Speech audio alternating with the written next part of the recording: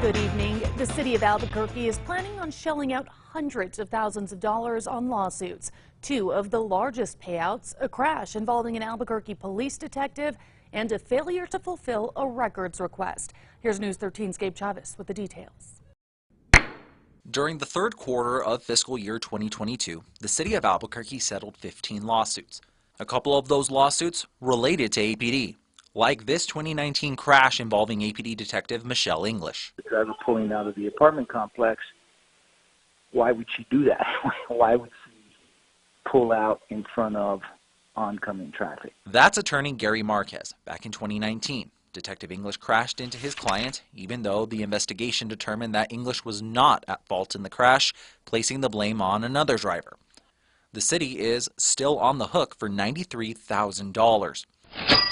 The city also paying out $7,500 to someone who tripped and fell in a crosswalk, $10,000 to someone who says they were injured after a city bus driver closed the bus door too quickly, and even for failing to fulfill a records request. You may remember Deontay Williams.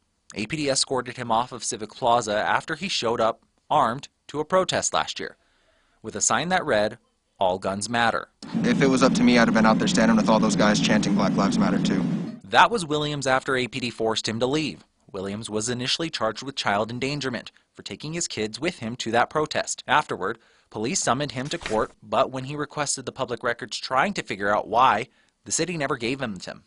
The lawsuit says Williams filed a records request with APD, asking for any body cam footage from that day. According to state law, government agencies have to fill that within 3 weeks. But the lawsuit says Williams never received any of what he asked for. He took it to court, and the judge ruled in his favor. The price tag for that oversight? $60,000. Gabe Chavez, KRQE, News 13. In total, the city is paying out $862,000. That's for all 15 lawsuits. 5 more lawsuits were filed. They were dismissed.